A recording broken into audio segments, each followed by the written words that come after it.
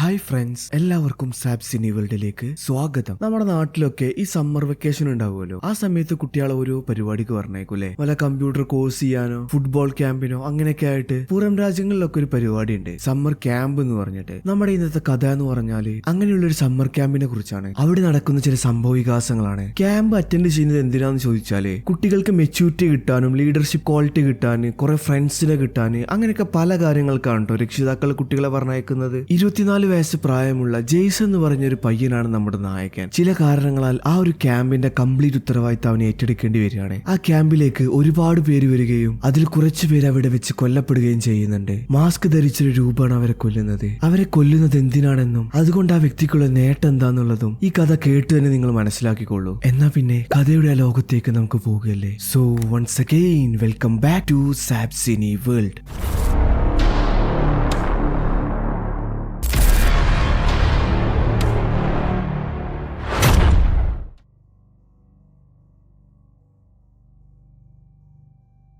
ഞാൻ നേരത്തെ പറഞ്ഞ സമ്മർ ക്യാമ്പ് ഒരു പൈൻ ഫോറസ്റ്റിലാണ് നടക്കുന്നത്. ചെറിയൊരു അരുവിയും ചുറ്റുപാടും പൈൻ മരങ്ങൾ കൊണ്ട് നിറഞ്ഞ ഒരു ക്യാമ്പ്. ഏതൊരു ക്യാമ്പിനും ഓണേഴ്സ് ഉണ്ടാവുമല്ലോ. നമ്മുടെ കഥ തുടങ്ങുന്നത് ആ 2 ഓണേഴ്സിനെ കാണിച്ചിട്ടാണ്. ഓണേഴ്സ് എന്നല്ല, 2 മാനേജേഴ്സ്, ജോണും കാത്തിയും. സമ്മർ ക്യാമ്പ് തുടങ്ങുന്നതിന്റെ തൊട്ട് തലേ ദിവസം നമ്മുടെ ജോൺ ഒരു ഗിറ്റാറിസ്റ്റ് ആണ് കേട്ടോ. അവന് ഗിറ്റാറൊക്കെ പ്ലേ ചെയ്ത് ഒരു പാട്ടൊക്കെ പാടി ഇങ്ങനെ ഇരിക്കായിരിക്കും. നമ്മുടെ കാത്തിക്കാണെങ്കിലോ ആ പാട്ട് തീരെ ഇഷ്ടപ്പെടാത്തതുകൊണ്ട് അവൾ അവനോട് പൈൻവേ ക്യാമ്പിന്റെ പാട്ട് പാടാൻ പറയും. അതായത് ഇവരുടെ ഈ ക്യാമ്പിന് ഒരു മാസ്റ്റർ പീസ് പാട്ടുണ്ട്. ആ പാട്ട് കുറച്ച് സമയം ആസ്വദിച്ച് കാത്തി അവിടെ നിന്ന് പോകുന്നുണ്ട്. ഒരു ബീർ ബോട്ടിലൊക്കെ കൊടുന്ന് പാട്ട് ആസ്വദിച്ച് ഇങ്ങനെ വൈബാക്കാന്. പക്ഷേ തിരിച്ചു വന്ന കാത്തി കാണുന്നതോ മരിച്ചു കിടക്കുന്ന നമ്മുടെ ജോണിനെയാണ്. മരിച്ചു കിടക്കുക എന്ന് പറഞ്ഞാല് അവൻ പ്ലേ ചെയ്ത ഗിറ്റാറില്ലേ, അത് അവന്റെ വായനകത്ത് ഇങ്ങനെ കുത്തി കയറ്റി കിടക്കുന്ന കാഴ്ച. അത് കണ്ടാ പിന്നെ ആർക്കാണെങ്കിലും പേടിയാവൂലേ. അവൾ അവിടെ നിന്ന് ജീവനും കൊണ്ടോടി ഒരു കാറിനകത്ത് കയറി കാറിങ്ങനെ സ്റ്റാർട്ട് ചെയ്ത് ലൈറ്റ് ഒക്കെ ഓണാക്കി രക്ഷപ്പെടാൻ നിൽക്കായിരിക്കും. പെട്ടെന്ന് എന്തോന്ന് കണ്ടതുപോലെ അവൾ ഇങ്ങനെ നിൽക്കും. കുറച്ച് സമയത്ത് നിശബ്ദതയ്ക്ക് ശേഷം അവൾ ഇങ്ങനെ മുന്നോട്ട് വീഴും. പുറകിലായിട്ടൊരു കത്തിയും. അതെ, നേരത്തെ പറഞ്ഞ മാസ്ക് കില്ലറില്ലേ, അത് ബാക്ക് സീറ്റിൽ നിന്ന് കത്തി കൊണ്ട് കുത്തി അവളെ കൊന്നിട്ടുണ്ട്.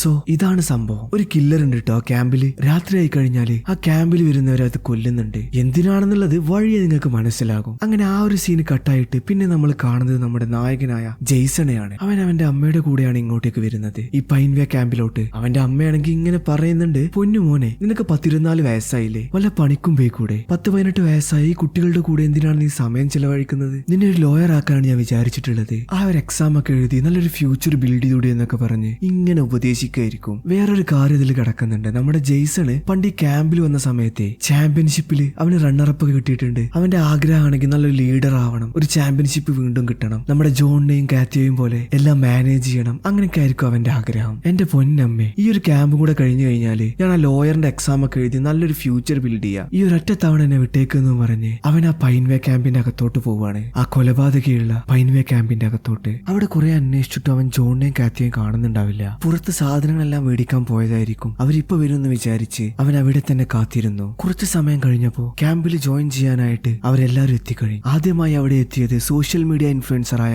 ഡെമി ആയിരുന്നു. ജെയ്സൺ അവളുടെ സാധനങ്ങളെല്ലാം എടുത്ത് അവൾക്കായി ഒരുക്കി ആ കോട്ടേജിൽ കൊണ്ടാക്കും. നമ്മുടെ ജെയ്സൺ ആണെങ്കിൽ ഇവളവളാ സംസാരിക്കുന്ന ഒരു ക്യാരക്ടറാണ് കേട്ടോ. അതുകൊണ്ട് തന്നെ അത് എല്ലാവർക്കും അങ്ങനെ ഇഷ്ടമൊന്നാവില്ല. ഈ ഡെമിക്കും അവനെ വലിയ താല്പര്യമില്ല കേട്ടോ. അപ്പോഴേക്കും ഈ മരണത്തിന്റെ കുഴിയിലേക്ക് വന്നുകൊണ്ടിരിക്കുകയാണ്. ചെറുപ്പം മുതലേ കൂട്ടുകാരായ ക്രിസും ബോബിയും, എല്ലാ കൂട്ടത്തിലും ഒരു അഭിനയപ്രിയൻ ഉണ്ടാകുമല്ലോ, അങ്ങനെയുള്ള യസ്ര. ഇവരെ കൂടാതെ മിലിയും നോയലും ആരിയും അങ്ങോട്ടേക്ക് വരും. തീർന്നില്ല, നമ്മുടെ ക്രിസ് ഇല്ലേ, അവനൊരു ക്രഷ് ഉണ്ട്, ഷാനോൺ എന്ന് പറഞ്ഞിട്ട്. അവളും ഈ ക്യാമ്പിലേക്ക് വരികയാണ്. അങ്ങനെ അവസാനമായി നമ്മുടെ ജെയ്സന്റെ ഒരു ഉറ്റ സുഹൃത്തുണ്ട്. പണ്ട് ജെയ്സൺ റണ്ണറപ്പ് ആയിരുന്നല്ലോ, ആ സമയത്തും അവന്റെ സുഹൃത്തായ ക്ലാര ഉണ്ടായിരുന്നു. അവളും വരികയാണ് അങ്ങോട്ടേക്ക്. ഇപ്പൊ ഏകദേശം എല്ലാവരും എത്തിക്കഴിഞ്ഞു. പക്ഷേ അപ്പോഴും ജോണും കാത്തിയും എത്തിയിട്ടില്ല. അവർക്കെന്താ സംഭവിച്ചെന്നുള്ളത് കില്ലറിനൊഴിച്ച് ബാക്കി ആർക്കും അറിയില്ല. നമുക്ക് ഈ പുതിയ ക്ലാസ് തുടങ്ങുമ്പോഴൊക്കെ ഫസ്റ്റ് ദിവസം ഒന്നും ക്ലാസ് എടുക്കില്ലല്ലോ, അതുപോലെ ഈ ക്യാമ്പിലും ഫസ്റ്റ് ദിവസം ആക്ടിവിറ്റി ഒന്നും ഉണ്ടാവില്ല. തന്റെ സുഹൃത്തിനെ ഏറെ കാലത്തിന് ശേഷമാണല്ലോ നമ്മുടെ ചെക്കൻ കാണുന്നത്. അതുകൊണ്ട് തന്നെ അവര് കുറെ കാര്യങ്ങൾ സംസാരിക്കും കേട്ടോ. ക്ലാരി അവനോട് ഇങ്ങനെ പറയുന്നുണ്ടാകും, നിന്നെ ഞാൻ മുൻപ് കണ്ടപ്പോഴും ഈ ഒരു ക്യാമ്പിലെ ലൈഫാണല്ലോ നീ ആഗ്രഹിച്ചത്, നീ അതിനുവേണ്ടി പ്രയത്നിക്ക്. ചിലപ്പോ ജോണും കാത്തിയും നിന്നെ ഒരു ലീഡറാക്കി മാറ്റും. സമ്മർ ക്യാമ്പിന് വരുന്നവർക്കെല്ലാം നീ ആയിരിക്കും ലീഡർ. പിന്നെ അങ്ങനെയൊക്കെ ഇങ്ങനെ പറയും. ഇത് കേട്ട് നമ്മുടെ ജെയ്സൺ ആണെങ്കിൽ ചെറുതായിട്ട് തള്ളി മറിക്കൂട്ടോ. ആ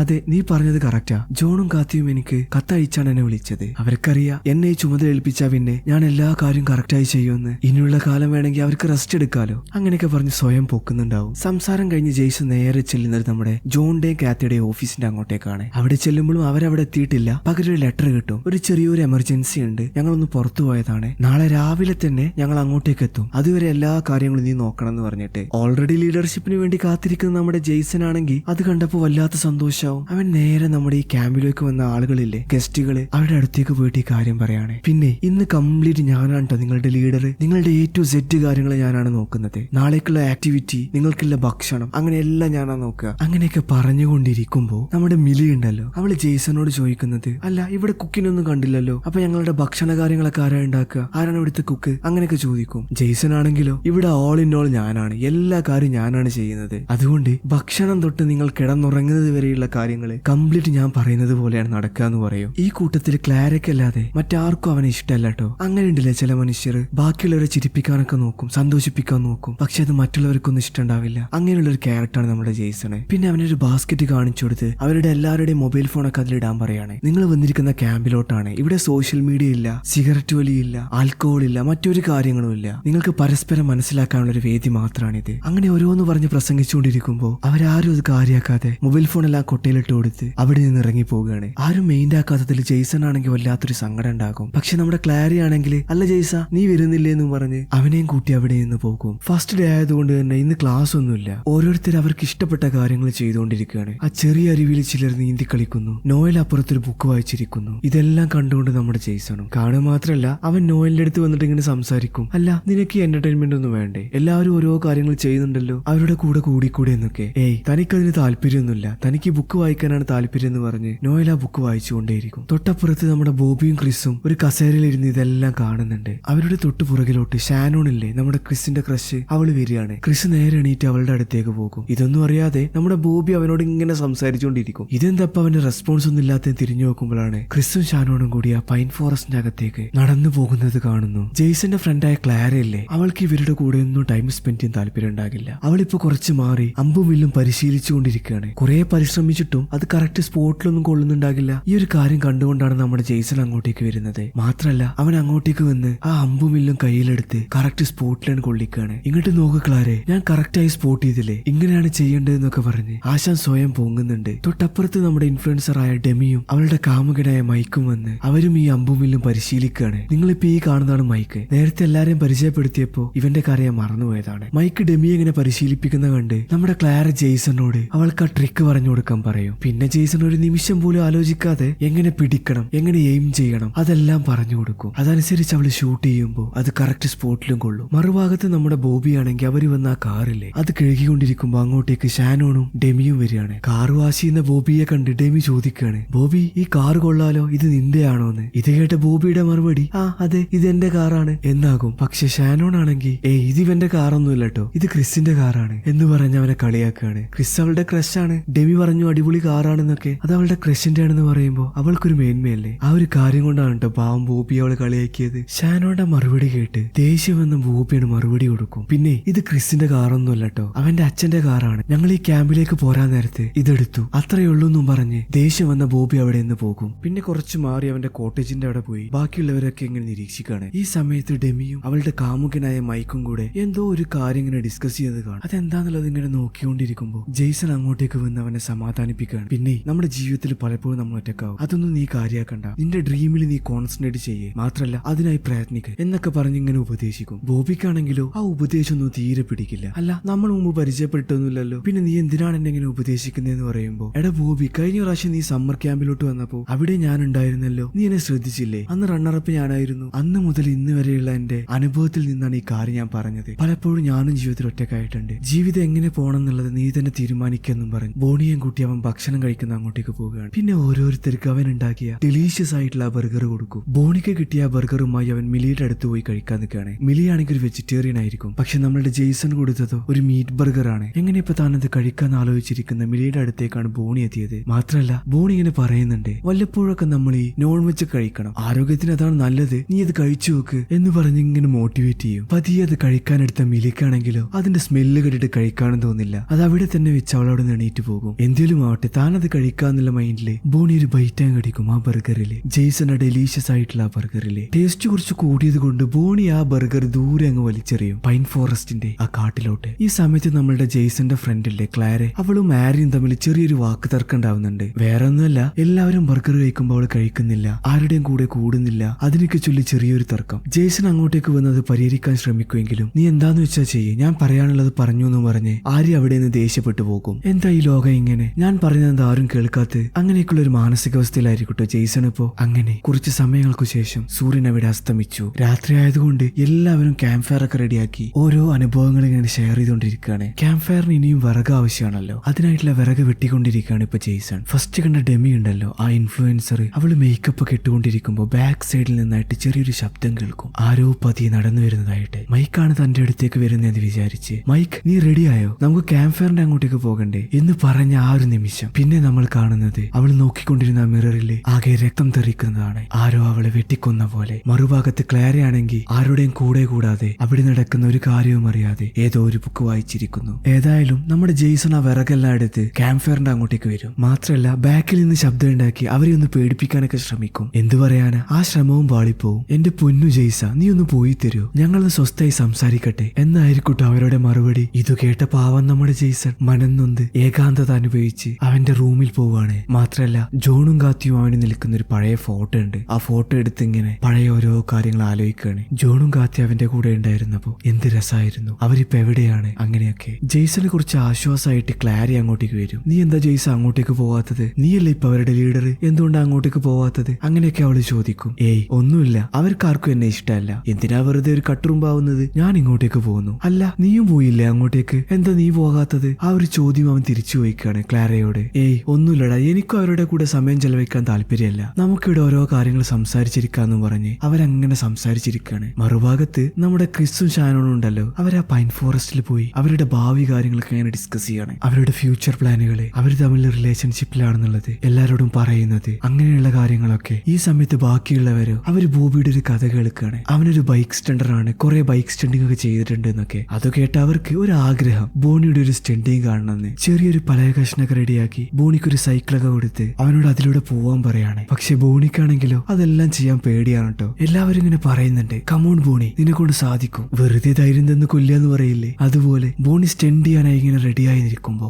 ആരിയാണെങ്കിൽ അതിനിടയിൽ നീ ഒന്ന് വേഗം വരുന്നുണ്ടോ, നിന്റെ കഴിഞ്ഞിട്ട് വേണം ബാക്കിയുള്ള പരിപാടികൾ ചെയ്യാൻ എന്ന് പറയും. ഓൾറെഡി ഉള്ളിൽ പേടിയായിരുന്നല്ലോ ബോണിക്ക്. ഇതുകൂടെ കേട്ടപ്പോ അവന്റെ കംപ്ലീറ്റ് കോൺഫിഡൻസ് ആണ് പോകും. നീ എന്ത് തേങ്ങയാടോ പറഞ്ഞത്, എന്റെ കോൺഫിഡൻസ് മൊത്തം പോയി എന്ന് പറഞ്ഞ് ആ സൈക്കിൾ താഴെയിട്ട് അവൻ അവിടെ നിന്ന് ദേഷ്യപ്പെട്ടു പോകും. പിന്നെ നമ്മൾ മിലിയെയാണ് കാണുന്നത്. ഈവനിങ്ങിൽ ഭക്ഷണമൊന്നും കഴിക്കാത്തതുകൊണ്ട് അവൾക്കിപ്പോ വിശക്കുന്നുണ്ട്. ജെയ്സൺ കൊടുത്ത ആ ഡെലീഷ്യസ് ആയിട്ടുള്ള ആ മീറ്റ് ബർഗർ ഉണ്ടല്ലോ, അത് മാത്രമേ അവളുടെ കയ്യിൽ ഭക്ഷണമായിട്ടുള്ളൂ. അവളത് പതിയെ ഇങ്ങനെ കഴിക്കാൻ നിൽക്കുമ്പോ സൈഡിൽ നിന്നായിട്ട് എന്തോ ഒരു ശബ്ദം കേൾക്കും. തിരിഞ്ഞു നോക്കുമ്പോ ആ മുഖം മൂടിയിട്ട ആ കൊലപാതകി. ആദ്യം അവൾക്ക് കാര്യം മനസ്സിലാകില്ല. എനിക്ക് വിശന്നപ്പോ ഞാനൊരു ബർഗർ കഴിക്കാണ്, അല്ലാതെ വേറൊരു കാര്യമല്ല ഞാൻ ചെയ്യുന്നത് എന്ന് മിലി പറയും. മുഖം മൂടിയിട്ട് ആ രൂപം ഓടി വന്ന് മിലിയെ അങ്ങ് കൊല്ലും. ആ രൂപം ആരാണെന്നും എന്തിനാണ് ഇവരെ കൊല്ലുന്നത് എന്നും കുറച്ച് സമയം കൂടെ കഴിയുമ്പോൾ നിങ്ങൾക്ക് മനസ്സിലാകും. മിലിയുടെ നിലവിളി കേട്ട് മൈക്ക് അങ്ങോട്ടേക്ക് വന്നു. മാത്രല്ല അവനിങ്ങനെ പറയുന്നുണ്ട്, ഇത് ഞാനാണ്, മൈക്കാണെന്നൊക്കെ. കുറച്ച് മുന്നോട്ട് പോയ അവൻ കാണുന്നത് മിലിയുടെ ബോഡിയാണ്. ഇതെന്തപ്പോ സംഭവം എന്നൊക്കെ ആലോചിച്ചിരിക്കുന്ന സമയത്ത് ഒരു കൈ അവനെ ബാക്കിൽ നിന്ന് പിടിക്കുന്നു. മിലിയെ കൊന്ന ആ കൊലപാതകിയുടെ കൈ. ഇവിടെ ഇപ്പൊ നടക്കുന്ന ഈ സംഭവങ്ങളൊന്നും ബാക്കി ആരും അറിയുന്നില്ല. നേരത്തെ പൈൻ ഫോറസ്റ്റിൽ പോയിട്ട് ഷാനോണും ക്രിസും ഒരു തീരുമാനം എടുത്തില്ലേ, അവരുടെ റിലേഷൻഷിപ്പിൽ ആരോടും പറയാനൊക്കെ. അങ്ങനെ അവർ ആ കാര്യങ്ങളൊക്കെ അവരുടെ ഫ്രണ്ട്സിനോട് പറയും. അവർ തമ്മിൽ ഇഷ്ടമാണെന്നും കല്യാണം കഴിക്കാൻ തീരുമാനിച്ചിട്ടുണ്ട് എന്നൊക്കെ. നമ്മുടെ ജെയ്സൺ ആണെങ്കിൽ എല്ലാ റൂമിലും പോയിട്ട് അവിടുത്തെ ഓരോ കാര്യങ്ങൾ അന്വേഷിക്കുകയാണ്. അവർക്ക് എന്തെങ്കിലും സാധനങ്ങൾ വേണോ, അവർ ഓക്കെ അല്ലേ എന്നൊക്കെ. മാത്രല്ല പിറ്റേ ദിവസം കാത്തു വെച്ചിരിക്കുന്ന എല്ലാ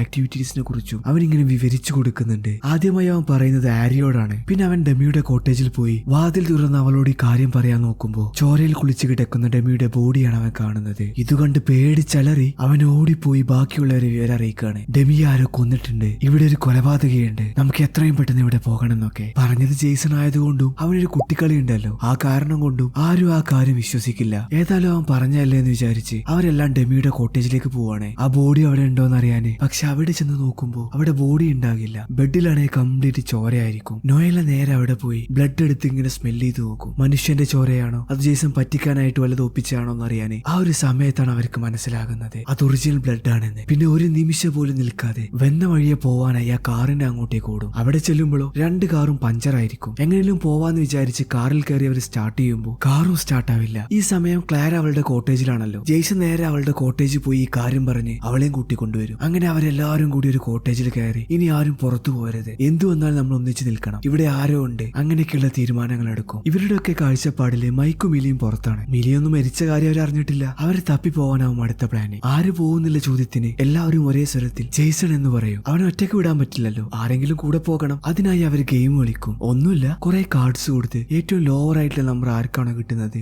അവര് ജെയ്സന്റെ കൂടെ പോകണം. അതായിരിക്കും അവരുടെ തീരുമാനം. ആ ഒരു ഭാഗ്യം കിട്ടിയത് എസ്രയ്ക്കും പിന്നെ ആരിക്കുമാണ്. മനസ്സില്ലാ മനസ്സോടെ രണ്ടുപേരും ജെയ്സന്റെ കൂടെ മിലിയെയും മൈക്കിനെയും തപ്പിയിറങ്ങും. തപ്പാന്ന് പറഞ്ഞാൽ കോട്ടേജും ഹാളും കിച്ചണും എല്ലായിടത്തും തപ്പും. അതിനിടയിൽ ഫ്രിഡ്ജിന്റെ അങ്ങോട്ടേക്ക് നോക്കുമ്പോൾ അതിൽ നിന്ന് രക്തം ഇങ്ങനെ ഒലിച്ചിറങ്ങുന്നത് കാണാം. സംഭവം എന്താന്ന് മനസ്സിലാവാതെ അവർ ആ ഫ്രിഡ്ജ് തുറക്കാണ്. അത് തുറന്നപ്പോൾ ഒതേ കിടക്കുന്നു നമ്മുടെ മിലിയുടെ താൽ. ആരോ വെട്ടി അവിടെ വെച്ചിരിക്കാന്ന് മനസ്സിലാക്കിയ അവരാണെങ്കിലോ ജീവനും കൊണ്ട് അവിടെ നിന്ന് ഓടും. ഓടുകയെന്നൊന്നും പറഞ്ഞാ പോരാ, പരസ്പരം എല്ലാവരും കൂടെ ഉണ്ടോന്ന് പോലും നോക്കാതെ കിട്ടിയ വഴിക്കാങ്ങ് ഓടും. ജെയ്സൺ ഓടി ഓടി എല്ലാവരും ഇരിക്കുന്ന ആ കോട്ടേജിന്റെ അങ്ങോട്ടേക്ക് കയറും. ജെയ്സൺ ആയിരിക്കും ആദ്യം അവിടെ ഓടിയെത്തിയത്. ബാക്കിയുള്ളവരൊക്കെ എവിടെയെന്നൊക്കെ ചോദിക്കുമ്പോൾ അറിയില്ല, ഞങ്ങൾ കിട്ടിയ വഴിക്ക് ഓടിയതാണ്. മിലിയുടെ തലയുണ്ട് ഇപ്പൊ ആ ഫ്രിഡ്ജില്, ആരോ ഒരാൾ കൊന്നിട്ടുണ്ട്, ഉടനെ നമ്മൾ എന്തെങ്കിലും ചെയ്യണമെന്ന് പറയും. മാത്രല്ല ജെയ്സൺ നേരത്തെ ഫോൺ തപ്പിയതാണ് ആരെയും കോണ്ടാക്ട് ചെയ്യാനായിട്ട്. പക്ഷെ ആ ഫോണൊന്നും അവിടെ കാണാനുമില്ല. ആ കാര്യം കൂടി അവൻ ഇവരെ അറിയിക്കുന്നുണ്ട്. എന്ത് ചെയ്യണമെന്ന് അറിയാതെ അവർ നിൽക്കുമ്പോൾ നോയലിനെ പിന്നെ ഒരു കാര്യം പറയാണ്. പിന്നെ ഇത് ചിലപ്പോൾ പ്രേതം ചെയ്തായിരിക്കും, അത് കണ്ടുപിടിക്കാനായി എന്റെ അടുത്തൊരു വഴിയുണ്ടെന്ന് പറഞ്ഞ് ഒരു ഓജാ ബോർഡൊക്കെ നിരത്തി എല്ലാരെ കൊണ്ടും കൈയൊക്കെ വെപ്പിച്ച് ഒരു നാടകീയ രംഗമാണ് നടക്കുന്നത്. നാടകീയ എന്ന് പറയാൻ കാരണം എന്താന്ന് വെച്ചാല് അതിപ്പോ മനസ്സിലാവും നിങ്ങൾക്ക്. ഓജോ ബോർഡിൽ കൈയൊക്കെ ഇങ്ങനെ വെച്ച്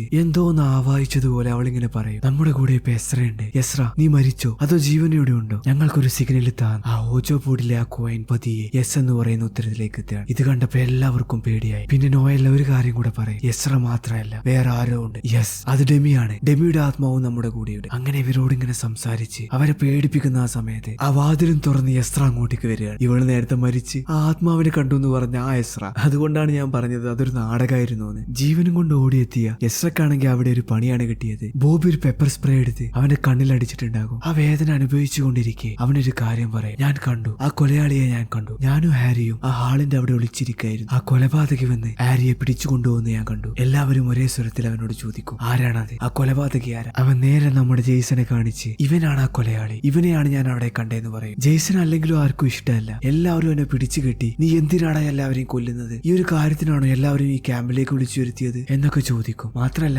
ബോബി ഒരു നിമിഷം ആ ഫുഡിനെ പോലും സംശയിക്കുകയാണ്. അല്ല, ജെയ്സൺ തന്ന ആ ഫുഡ് ഞാൻ കഴിച്ചില്ല, അത് ഞാൻ ആ പൈൻ ഫോറസ്റ്റിലേക്ക് വലിച്ചെറിഞ്ഞു. മിലിയാണെങ്കിൽ ആ ഭക്ഷണം കഴിച്ചിട്ടില്ല, അതുകൊണ്ടാണോ അതോ നമ്മളാരും ഇവനെ മൈൻഡ് ചെയ്യാത്തോണ്ടോ? എന്തായിരിക്കും കാരണം? ഇതൊക്കെ അവർ സംസാരിക്കുന്നത് നമ്മുടെ പാവം ജെയ്സനെ കെട്ടിപ്പൂട്ടി വെച്ചിട്ടാണ്. ക്ലാര ആണെങ്കിൽ ഈ അഭിപ്രായത്തിലൊന്നും യോജിക്കില്ല. അവൾ അവനെ വെറുതെ വിടാനൊക്കെ ഇങ്ങനെ പറയുന്നുണ്ടാകും. പക്ഷെ ബാക്കിയുള്ളവർ അതൊന്നും കേൾക്കില്ല കേട്ടോ. സത്യാവസ്ഥ അറിയണമെന്നുണ്ടെങ്കിൽ ജെയ്സൺ നന്നായി ടോർച്ചർ ചെയ്യണം, അതായിരിക്കും പിന്നെ അവരുടെ തീരുമാനം. അവരെല്ലാരും അതിനായിട്ടുള്ള ടൂളിനായിട്ട് പോകും. കത്തിയോ കോടാലിയോ എന്തെങ്കിലുമൊക്കെ എടുത്തു വന്ന് അവനെ മുറിവേൽപ്പിച്ചിട്ട് അവനോട് ഇങ്ങനെ ക്വസ്റ്റ്യൻ ചോദിക്കാൻ. ജെയ്സൺ ഓടിപ്പോവാതിരിക്കാനായിട്ട് കാവലിരിക്കണല്ലോ. ബോബി ആയിരിക്കും അതിനായിട്ട് അവിടെ നിൽക്കുന്നത്. ജെയ്സൺ ആണ് കൊലപാതകി എന്ന് വിചാരിച്ച ആ ഒരു നിമിഷം എസ്ര പറഞ്ഞില്ലേ ഹാരിയെ പിടിച്ചുകൊണ്ടുപോയി എന്ന്, അവനെയാണ് പിന്നെ നമ്മൾ കാണുന്നത്. അവനെ ആ കൊലയാളി ഇപ്പൊ ഒരു കസേരയിൽ കെട്ടിയിട്ടിരിക്കുകയാണ്. പിന്നെ ആ കൊലയാളി പതിയെ വന്ന് അവന്റെ കഴുത്തങ്ങ് അറുക്കും. പുറത്തുള്ളവരാണെങ്കിൽ ജെയ്സൺ ആണ് കൊലയാളി എന്ന് വിചാരിച്ച് അവനെ ടോർച്ചർ ചെയ്യാനുള്ള ടൂൾസ് എല്ലാം എടുക്കാൻ പോയതാണ്. എല്ലാവരും ടൂൾസ് എല്ലാം എടുത്തുകൊണ്ടിരിക്കുമ്പോൾ നമ്മുടെ ക്ലാരയില്ലേ ജെയ്സന്റെ ആ ഫ്രണ്ട്, അവളൊരു ഫയർ എക്സ്റ്റിങ്ഷർ എടുത്തു വന്ന് ബാക്കിൽ നിന്നും ബോബി അറ്റാക്ക് ചെയ്ത്